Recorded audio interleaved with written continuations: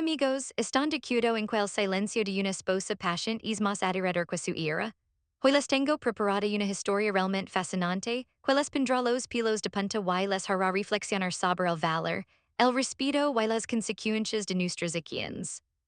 Imaginen esta escena, un marido le grita con arrogancia desmedida a su mujer. A partir de mañana te buscas la vida, eres una derechadora por tu culpa y perdido todo mi dinero. Y cual fue la reacción de la esposa, no logró como él esperaba, no suplicó de rodillas, no montó en drama. Simplemente respondió con una sola palabra calmada y fría, de acuerdo. Pero detrás de ese simple, de acuerdo se escondía un plan meticulosamente calculado que haría que su marido se arrepintiera por el resto de su vida. Un plan que demostraría que realmente sostenía el castillo de Naples en el que vivían. No sienten curiosidad por saber cómo este inteligente esposo le dio una lección magistral a su desagradecido marido. Bueno, antes de sumergirnos en esta apasionante historia de venganza elegante, ¿qué tal si pasamos lista para conocernos un poco mejor? No olviden pulsar los botones de me gusta y suscribers, y en la sección de comentarios de su nombre, la ciudad don viven y la palabra present. Tengo mucha curiosidad por saber desde que lugares tan lejanos nos acompañan los fieles seguidores de historias de Momo. Están listos para presenciar una de las venganzas más calculadas y satisfactorias que jamás hayan escuchado. Bien, abrachens los cinturones por comencemos con esta increíble historia. A partir de mañana te buscas la vida, eres una derechadora, por tu culpa y perdido todo mi dinero. El grito de Marcos resonó como un trueno ensordecedor en el amplio salón de nuestra casa de dos plantas, en la Moralja, uno de los barrios más exclusivos de Madrid. El rostro de mi marido estaba rojo como un tomate maduro casi púrpura. Daba como si hubiera querido un mertón y su dedo índice apuntaba directamente a mi cara con desprecio absoluto, como si yo fuera la peor escoria de la tierra. En el suelo de mármol italiano, estaban esparcidos los extractos de la tarjeta de crédito y los recibos de las compras del mis que acababa de lanzar con violencia, como si fueran pruebas contundentes de mi supuesta culpabilidad. Los papels formaban un caos visual que contrastaba con la perfección del resto de la decoración. Yo me quedé completamente quieta, mirando aquellos papels con el corazón encogido y una mezcla de emotions que no podía expresar. Si Marcos se hubiera molestado en leer los detalles con atención, si hubiera dedicado aunque 5 minutos a revisar cada línea, habría visto que aquella suma de cifras que lo tenían tan enfurecido no se debía a bolsos de lujo de Prado Gucci, zapatos de marca Christian Louboutin o joyas de Tiffany Co. No aquella factura era la cuenta de la luz abultada por mantener el aire acondicionado del cuarto de su madre. La señora Torres, encendido las 24 horas del día porque ella no soportaba ni un grado por encima de los 20. Era el costo de la leche de fórmula special per nuestro hijo Mateo. Que es alérgico a la leche de vaca normal y necesita una marca específica importada que cuesta 3 veces más. Era también el cost del catering gourmet para la gran reunión familiar de la que Marcos se había jactado delante de todos los parientes la semana pasada, presumiendo de su éxito y generosidad.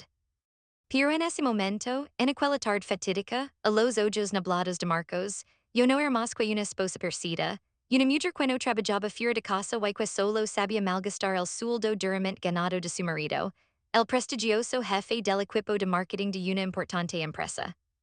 ¿Por qué no dices nada? ¿Te sientes culpable, insistió Marcos con voz cada vez más alta. Sus ojos me miraban con un desprecio que nunca antes había visto en él, como si yo fuera menos que nada.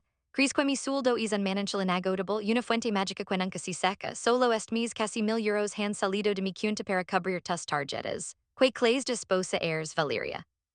Solo sabes pedir y pedir. Respiré hondo mi hondo, conteniendo la rabia hirviente que me quemaba por dentro como lava volcánica. Me daban ganas de reírme carcajadas en su cara enrojecida. 1,000 euros. Estaba montando semejante escándalo por 1,000 miserables euros. Había olvidado convenientemente, o pretendía no saber, quien pagaba religiosamente las cuotas mensuales del Audi 6 negro con el que iba a trabajar cada día luchando delante de sus colgas. No se daba cuenta o no quería darse cuenta de nombre de quien estaba la escritura de propiedad de este chalet de lujo de dos plantas con piscina y jardín en la Moralja, valorado en más de 2 millones de euros. Durante 5 largos años de matrimonio había elegido conscientemente el silencio, de que Marcos se sintiera como un rey. Como el proveedor todopoderoso de la familia, utilicé discretamente los fondos de inversión sustanciosos y los ingresos constantes de mis negocios inmobiliarios, heredados de mi difunto padre Don Rodrigo Fuentes, un magnate del sector, para cubrir todo lo que le faltaba al estilo de vida ostentoso que Marcos tanto desea mantener. Pirolo hasha discretamente, en las sombras cinque el lo supiera. La transferia dinero secunta bajo el falso concepto de bonus de rendimiento de la central para que se sintiera respetado y valorado por su empresa. Pagué íntegramente las cuotas de sus caprichos con domiciliaciones bancarias automáticas desde mi cuenta personal para que él no tuviera que preocuparse de nada, para que pudiera dormir tranquilo. Pero hoy en este momento crucial su orgullo masculino, que había legado a cotas desorbitadas y insostenibles, se estaba utilizando como un arma para aplastarme, para humillarme. Contesta Valeria no te quedes a hyperda como una tonta inútil, mi exigio con desprecio absoluto. Le miré directamente a los ojos sin pestañear. Lentamente, con movimientos deliberados y calculados, me agaché, recogí una de las facturas que estaban a mis pies y la coloqué con calma absoluta sobre la mesa de centro de cristal. Marcos, mi voz era firme como el acero, sin inflections emocionales ni lágrimas. De verdad quieres que me busque la vida, estás completamente seguro de que no quieres que pague ningún gasto más de esta casa. Por supuesto que estoy seguro, respondió rápidamente con un tono arrogante que me resultó casi cómico. Sacó su cartera de cura italiano extra de su tarjeta de débito platino, que en realidad yo rellenaba en secreto cada mis con generosas transferencias.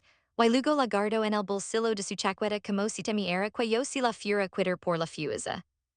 Desde este mismo momento bloqueo todo tu exceso financiero, la comida, la gasolina, el teléfono, el agua, la luz, absolutamente todo corda tu cuenta. Este completamente harto de mantener a una esposa tan derechadora como tú. A ver si de una vez aprendes lo duro que es realmente ganar dinero. Hubo un momento de silencio tenso en el salón, especie una leve sonrisa, my leve casi imperceptible. De acuerdo, respondí secamente con toda la calma del mundo. Marcos pareció genuinamente sorprendido por mi reacción tan tranquila. Quizás esperaba que lo rara desconsoladamente, que me urgiera dramáticamente a sus pies, suplicando de rodillas que no me abandonara financieramente, que no me dejara sin nada. Mi cama apparent pareció harrier en más su orgullo hinchado. Me alegro de que hayas entrado en razón finalmente. When I cite acra pedal y económica mi matter, estará completamente de acuerdo con mi decisión. Leva mucho tiempo diciendo a mis espaldas que eres una pésima administradora del hogar. Marco se ajustó la corbata de seda con air burlón y satisfecho. Se dirigió al dormitorio principal dando un fuerte portazo que hizo temblar los cuadros de las paredes, marcando el fin definitivo de nuestra conversación. Suspiré profundamente y miré el reloj de pared suizo. Las 8 de la tarde. Pronto llegaría mi suegra la señora Torres para quedar unos días como era su costumbre mensual. En circunstancias normales, esta horario estaría en la cocina completamente ateriada preparando su plato favorito, rabo de toro estofado, con los mejores ingredientes comprados especialmente en una exclusiva tienda gourmet del barrio de Salamanca. Pero no acababa de decir Marcos te buscas la vida. Dirigí la cocina con paso ligero y decidido, no para cocinar como siempre, sino para apagar el fuego bajo la ala de aire fundido don se estaba guisando lentamente la carne premium. Verdi todo el caldo aromático por el frigadero sin ningún remordimiento. La carne de primer calidad que había preparado con tanto esmero la guardé de cement en un recipiente hermético y la metí en lo más profundo del congelador industrial. Esta noche la cocina de Valeria estaba oficialmente cerrada. Subí tranquilamente al piso de arriba y entré en la habitación de invitados, mi habitual espacio privado de trabajo que Marcos nunca visitaba. Abrí mi portátil MacBook Pro último modelo y iniciación en mi verdadera cuenta bancaria digital, la que Marcos desconoce por completo. El saldo que apareció en la pantalla iluminada tenía muchos más ceros que el sueldo anual completo de Marcos multiplicado por 10. Mis manos, entrenadas y seguras, bailaron con destreza profesional sobre el teclado. Lo primero que hice fue cancelar inmediatamente la domiciliación bancaria de la factura mensual de la luz de esta casa, que rondaba los €300 al mes debido al consumo excesivo. Luego cancelé sin piedad el pago automático de la tarjeta de crédito adicional que levaba Marcos como si fuera suya, cuando en realidad era una extensión de mi línea de crédito personal. Por último, envié un breve pero contundente mensaje.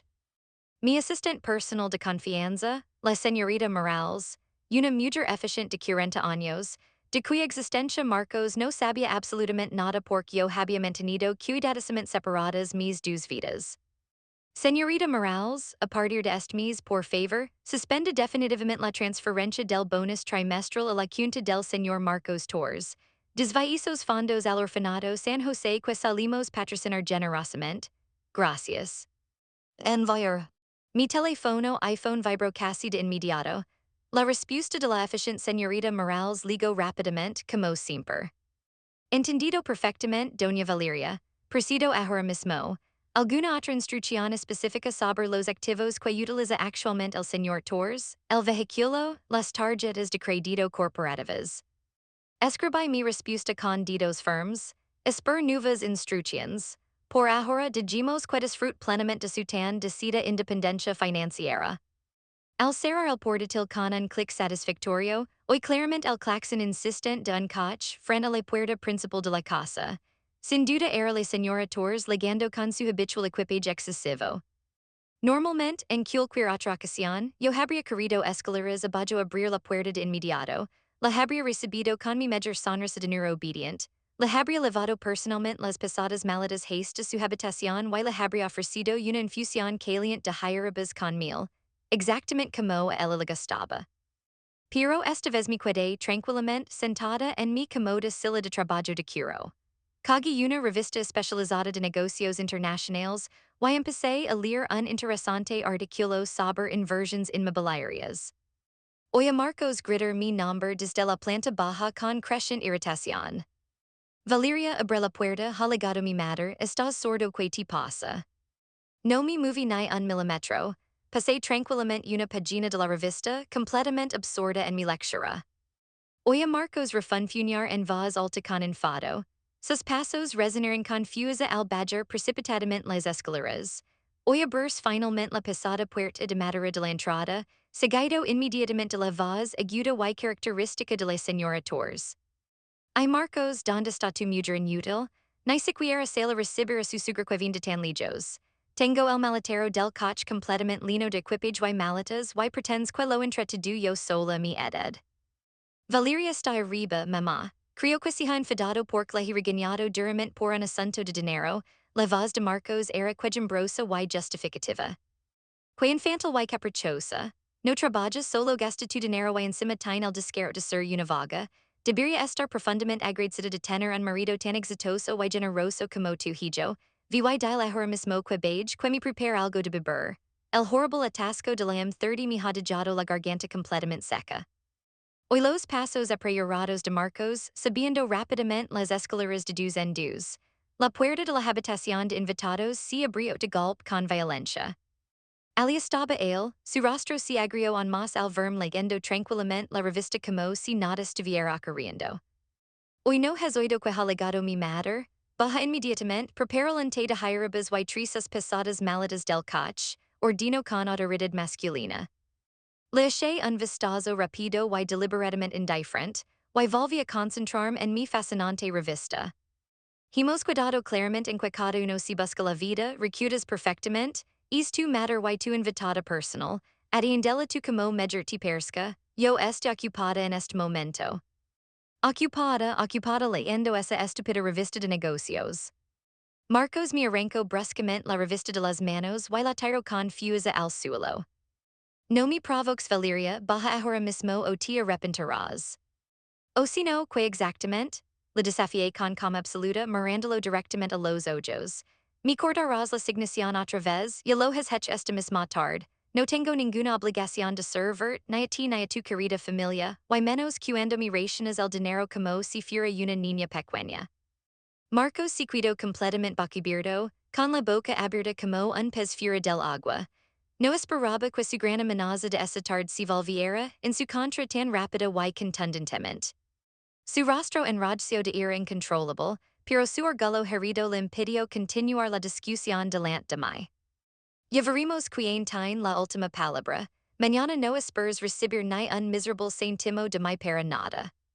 Dijo esa amenaza vacha flotando en el aire y se fue cerrando la puerta con otro portazo ensordecedor. Miré por lo bajo sola en mi habitación. Mañana veremos quién lo realmente querido Marcos. A la mañana siguiente, la brillante luz dorada del sol madrileño se coló por las rendijas de las cortinas de terciopelo, deslumbrando a Marcos que acababa de despertarse de un sueño intranquilo. Se giró pesadamente en la cama king size y extendió la mano hacia mi lado habitual. estaba completamente vacío frío como el hilo. Normalmente esta hor precisa en la mesita de noche de madera de cerezo habría una humilde taza de café solo bien caliente, preparado exactamente con el azúcar morno orgánico que él le gustaba y el periódico económico del día doblado impeccablemente, planchado incluso.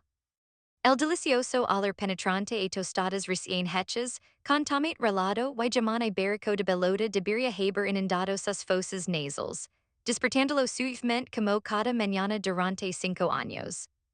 Pero el air de esta mañana particular estaba completamente vacío.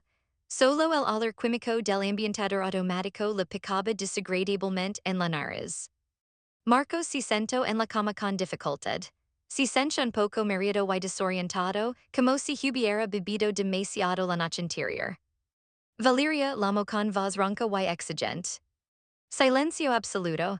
No hubo la suave respuesta cariñosa que solía seguir inmediatamente a su llamada matutina.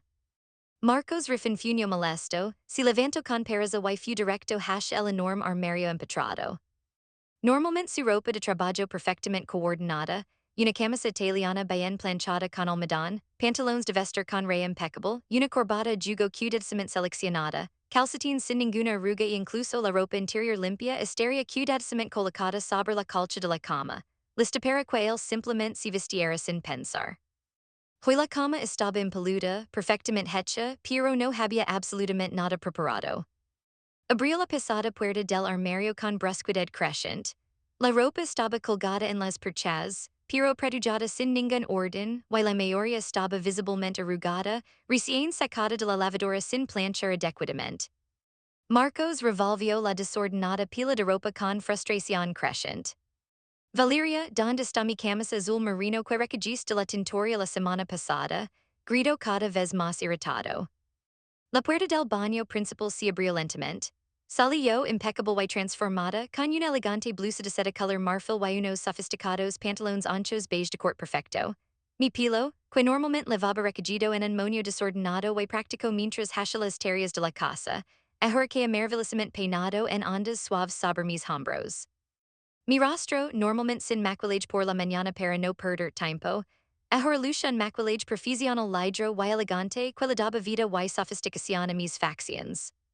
Marcos se cuidó momentáneamente sin habla al verme era como si estuviera viendo a una completa extraña, a una mujer que no conocía. La mujer que por la mañana solía andar por la casa en pijama arrugado, y oler inevitablemente a ajo por preparar el destino. Ahora persia una alta ejecutiva salida directamente de las páginas de una revista de negocios. A donde vastana reglada y elegante, su tono de voz se suavizó ligeramente por la genuina sorpresa. Pasé deliberadamente a su lado sin siquiera mirar y me dirigí con pasos decididos al tocador para recoger mi bolso de diseñador. Tengo importantes asuntos profesionales que atender. No digamos claramente anoche que cada uno se busca la vida, pues eso es exactamente lo que estoy haciendo. Y que pasa con mi ropa para ir a trabajar, no ves que está absolutamente todo arrugado. Marcos señaló con desesperación el desorden del armario. Me miré en el espejo mientras me aplicaba cuidadosamente un pintalabios de color teja que resaltaba mis labios. La lavandería de autoservicio al principio de la cal abre las 24 horas del día. O si quieres ahorrar dinero, cosa que puedes preocupar tanto, la plancha está en el cuarto de la calada. Supongo que todavía recuerdas como si usa una plancha, ¿no? O eso también lo has olvidado en estos 5 años. El rostro de Marcos se puso rojo intenso de ira contenida y humillación. De verdad vas a abandonar completamente tus deberes como esposa. Mi madre está abajo esperando y tú pensando egoístamente en salir de casa. Tu madre puede cuidarse perfectamente sola, respondí con total indiferencia mientras me ponía unos elegantes pendientes de perlas. No es un bebé indefenso que necesita atención constante. Luego salí decidida de la habitación, dejando a Marcos completamente paralizado con los puños apretados de impotencia. Al bajar las escaleras con mis tacones resonando en el mármol, Roman six que la señora Torres estaba sentada muy taisa a la mesa del comedor vacha. Tenía el ceño profundamente fruncido en una expresión de descontento absoluto. Delante de ella solo había un vaso completamente vacío. Valeria, ¿qué demonios te pasa? Levo más de 10 minutos aquí sentada esperando. ¿Dónde está mi destino? Quiro inmediatamente una infusión de mil caliente con poco azúcar y una de esas deliciosas sopa. Este pollo que tú haces, si como tard me de terrible acides. La señora tors mi solto el sermón enciado en cuanto me vaya a percer. Mi detuve comodamente al final de la escalera y sonre con amabilidad estudiada. Lo siento mucho, querida sugra. La cocina está oficialmente cerrada este nuevo aviso. Si han acabado completamente los ingredientes frescos y marcos no me ha dado ni un solo euro para hacer la compra del mercado. A partir de este momento, pide las cosas directamente a él. Él es el jefe de esta casa, según dice. Que dices, Marcos time que prepara la comida después de trabajar tan duro to do el día para ganar dinero y mantener esta familia? Tú eres la esposa. Ese es tu trabajo principal. Yo era la serviente sin sueldo sugra, la corrigi con suavidad. Sería mucho más exacto usar esa palabra, con su amable permiso que tenga un excelente día. Salí de casa tranquilamente sin mirar atrás. En el amplio gare de tres plazas no cogí el práctico coche familiar SUV que usaba normalmente para levar a Mateo al colegio o hacer la compra semanal en el supermercado. En su lugar, la mea un elegante VTC ejecutivo, con mi aplicación móvil. Digeria que Marcos y su querida madre disfrutar plenamente del caos de esa mañana sin mi presencia. Mientras tanto, en la casa que se sentia cada vez más como una trampa sofocante, Marcos estaba completamente desesperado y al borde de un ataque de nervios. El reloj de la pared marcaba las 8:15 de la mañana y su jornada laboral comenzaba estrictamente a las 9:00. En circunstancias normales, a esta hora estaría perfectamente vestido, desayunado, revisando los correos electrónicos en su iPad mientras saboreaba su segunda taza de café, preparándose mentalmente para las reuniones del día. Al final, por terrible falta de tiempo y options viables, tuvo que ponerse apresuradamente una camisa vieja y disgustada color gris que encontró arrugada en el fondo del armario, un poco pequeña porque había ganado peso en los últimos meses, y definitivamente sin planchar. Las arrugas formaban líneas horizontales antiestéticas por toda la tela. Los botones turaban ligeramente en la zona del abdomen, creando pequeños espacios que revelaban su camisa interior. Si miro desesperado en el espejo de cupo completo del dormitorio. Su apariencia era desastrosa. Persia un vendedor de segunda categoría no el prestigioso jefe de equipo de marketing que todos conocían. Sus colgas definitivamente notarían el cambio, los rumors empezarían. Que le pasa tours, problemas matrimoniales, crisis financiera.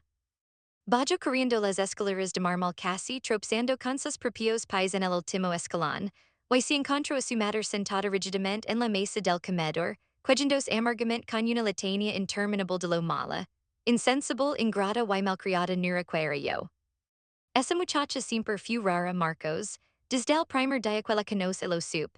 Demasiado calada, demasiado observadora, las mujeres así son peligrosas, te lo advertí antes de la boda pero tú no me escuchaste, estabas cegado por su cara bonita, y ahora mira nos trata como si fuéramos basura, como si no mereciéramos ni un vaso de agua. En mis tiempos una esposa que tratara hacia su sugra sería repudiada por toda la familia, donde cuido el respeto, donde cuido la obediencia.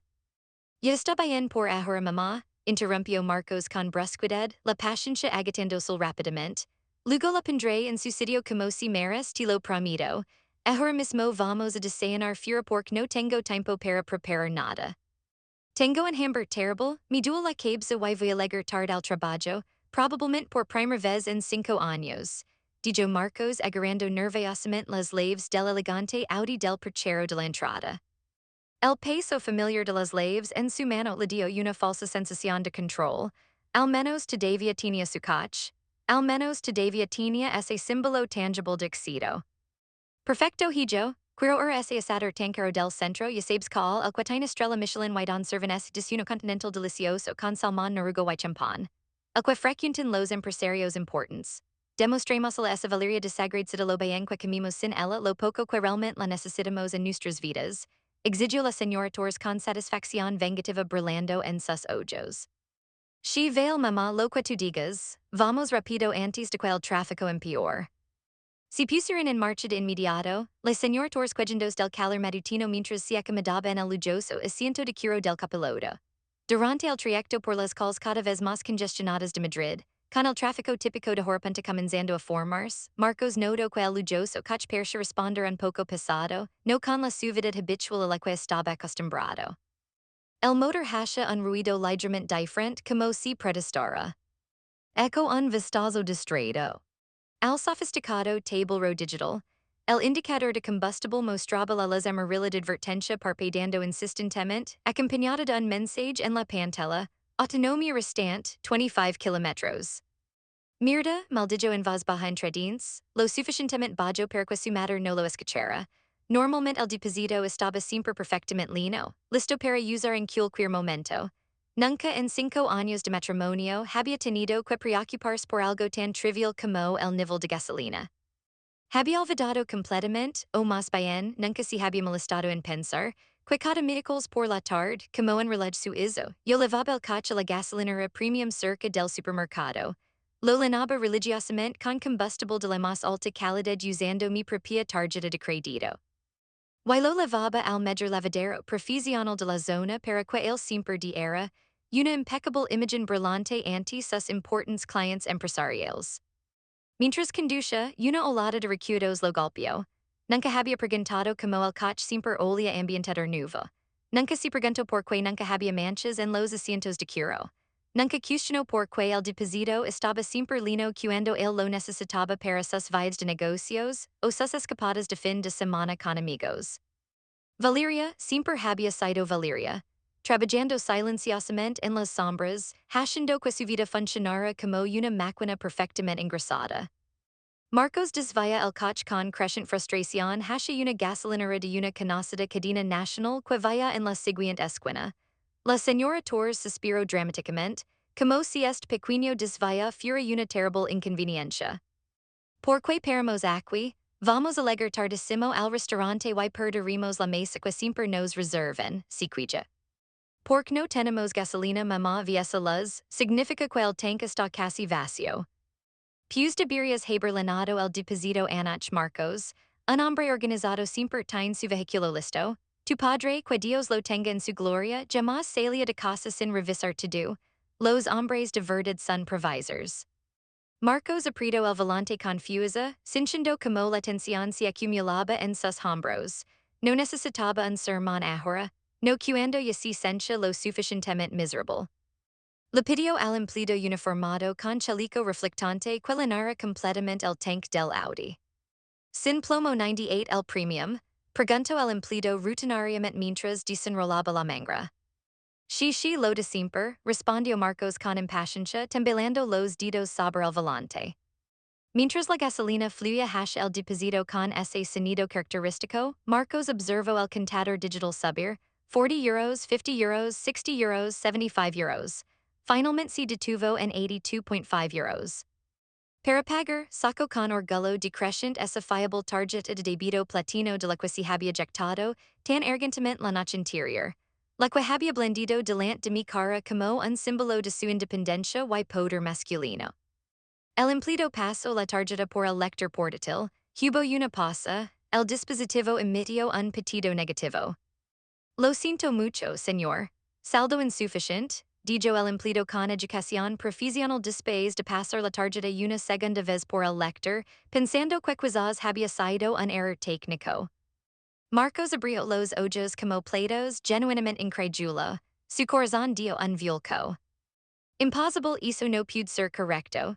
Tengo miles de euros depositados, literalmente miles, debe ser un error del sistema. Vuelva a intentarlo, por favor, tal vez sea un problema con el lector, insistió Marcos, su voz subiendo de tono. El empleado, acostumbrado a situaciones incómodas, mantuvo su expresión neutral y profesional. He pasado la tarjeta dos veces, señor. El código de error indica claramente saldo insuficiente. No es problema del terminal si lo aseguro, esto lo vio todos los días. Tiene usted otra tarjeta disponible, efectivo quizás. El corazón de Marcos empezó a latir confusa descontrolada, como un tambor en su pecho. Sudor frío comenzó a formarse en su frente a pesar del aire fresco de la mañana. Recordaba perfectamente haber transferido 1,000 euros la noche anterior para pagar la factura acumulada de la tarjeta de crédito mensual, pero en debería quedar todo el resto del generoso sueldo del mes pasado. Su salario base era de 3.5 euros. Había cobrado hacia apenas 10 días. Pero entonces, como un relampago de realidad, los recuerdos comenzar a filtrarse. Había olvidado convenientemente que cada viernes por la noche invitaba regularmente a sus amigos del trabajo y de la universidad a copas caras en los bares de moda de Malasaña y Chuca. Gin tonics premium a 15 euros cada uno. Botellas de vino de 60 euros. Rondas y más rondas que él insiste en pagar para mantener su imagen de hombre exitoso y generoso. El sábado pasado había levado a sus colgas a un restaurante de carne. Argentina don la cuenta había superado los 300 euros solo para 4 personas. Yo invito, no se preocupen, había dicho magnánimamente, disfrutando de las miradas de admiración. Y el fin de semana interior había comprado esa chaqueta de cuero italiana en rebajas por solo 450 euros pork, un ejecutivo debe vestir como tal. Dilapidando alegremente su salario como si fuera un manantial infinito. Y hasta ahora mágicamente su cuenta bancaria siempre tenía fondos. Yo había ido reponiendo discretamente su saldo bancario cada vez que él gastaba sin control, transfiriendo 500 euros aquí 800 allá, el mes pasado, sin que él se diera cuenta nunca de donde venía ese dinero extra. Señor, hay otros clientes esperando, dijo el empleado con creciente impaciencia, señalando la fila de 3 coches que se había formado detrás del Audi. Con los coches de atrás empezando a tocar impaciente el claxon, produciendo un concierto cacofónico de frustración, Marcos, rojo de profunda vergüenza que quemaba las mejillas, sacó con manos temblorosas el efectivo que cuidaba en su cartera de cuero italiano. Dos billets arrugados de 50 euros que quedaban del mes, doblados en el compartimento trasero. Apenas legaba para pagar los 82.5 euros de la gasolina completa. El resto lo pagaré con mondas sueltas, murmuró Marcos trajendos la humillación mientras rebuscaba desesperadamente en sus bolsillos, en la guantera del coche, en el compartimento de la consola central. Encontró mondas de 2 euros, de 1 euro, de 50 céntimos, algunas pegajosas por algún refresco derramado hace tiempo. Los canto candidos torpes frente al empleado que lo miraba con una mezcla de profesionalismo y lástima apenas disimulada, 254.87.2, 10.15. Ya está, ya tengo suficiente, dijo finalmente, pasando al empleado un puñado de mondas sucias junto con los 2 billets. El empleado contó meticulosamente el dinero, asintió sin sonreír y finalmente le entregó un recibo arrugado. A su lado en el asiento de cuero beige del copiloto, la señora Torres solo se abenacaba nerviosamente con un folleto publicitario que había recogido de algún buzón, ajena completamente a la crisis financiera de su hijo. ¿Por qué tardas tanto en pagar algo tan simple como gasolina? ¿Es un calor absolutamente insoportable aquí dentro, hijo? Me voy a desmayar. ¿Por qué el aire acondicionado de tu coche no enfría adecuadamente? Pensé que habías dicho que este Audi era lo mejor de lo mejor, que tenía clima de última generación. Marcos se dio cuenta entonces con horror creciente de que el aire acondicionado del coche salía tibio, casi caliente, como si soplara air del desierto. El refrigerante se había agotado por completo. La fecha marcada para la revisión técnica periódica obligatoria había pasado hace exactamente 2 semanas y 3 días. Normalmente el recordatorio automático de la revisión legaba directamente a mi móvil mediante una aplicación que yo había configurado, y yo me encargaba eficientemente de absolutamente todo. Programaba la cita en el concesionario oficial, lavaba el coche temprano por la mañana, esperaba en la sala VIP tomando café mientras lo revisaban, pagaba la factura de 350 euros sin pestañear, y devolvía el coche perfectamente mantenido antes de que Marcos regresara del trabajo. Marcos no sabía absolutamente nada sobre el mantenimiento básico de vehículos. Ni siquiera sabía dónde estaba ubicado el motor exactamente. Para él, el coche era simplemente un objeto mágico que siempre estaba listo para ser conducido sin ningún esfuerzo de su parte, como si pequeños duendes invisibles se encargaran de todo. Time que estar bajo de gas refrigerante, mamá, necesita revisión, murmuró mientras arrancaba el motor nuevamente. Pues lévalo al taller inmediatamente, no pienso sufrir este calor. Ahora no tengo tiempo, mamá, y además.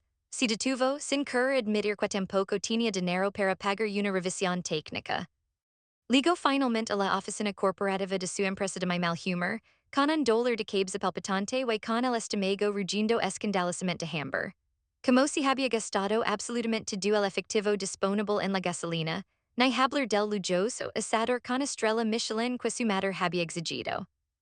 En su lugar, tuvo que conformarse con dejar su mater en un café económico de cadena cerca de la oficina, pidiendo para ella un destino continental básico de 8.5 euros que pagó con la última tarjeta de crédito que le quedaba en la cartera, rezando para que tuviera suficient limite disponible.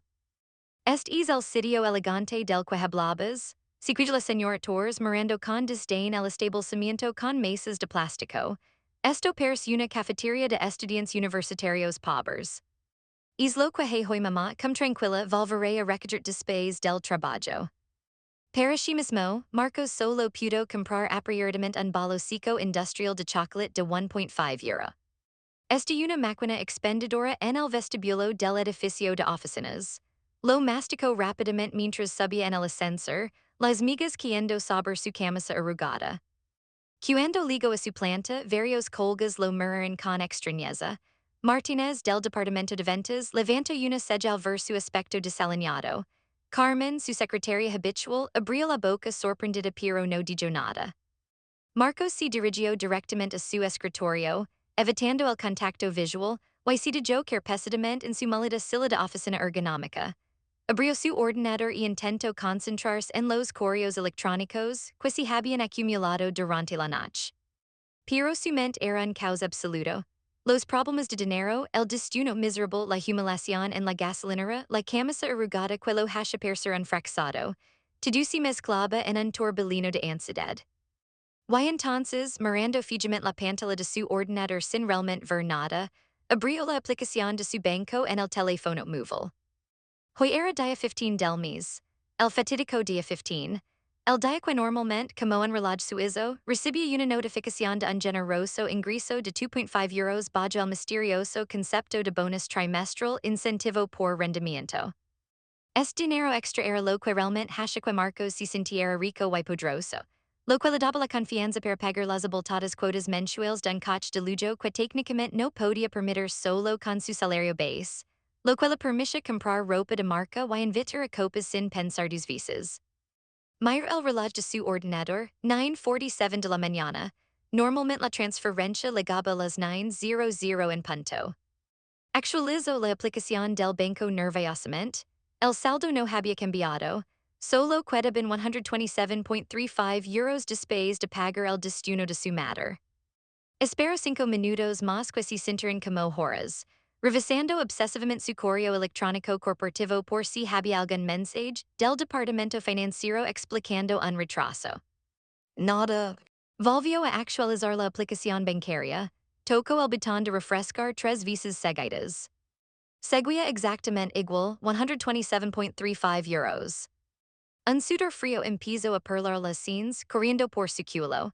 La fecha límite para la cuota mensual del Audi mañana, 687 euros de domiciliación automática. La deuda de la tarjeta de crédito de la señora Torres, que él había prometido solemnemente pagar el mes pasado cuando ella le compró 3 bolsos caros, vence pasado mañana, 892 euros. Con 127 euros en su cuenta, estaba financieramente arruinado. Marcos cogió el teléfono fijo de la oficina con mano temblorosa, y marcó nerviosamente la extensión interna del departamento financiero.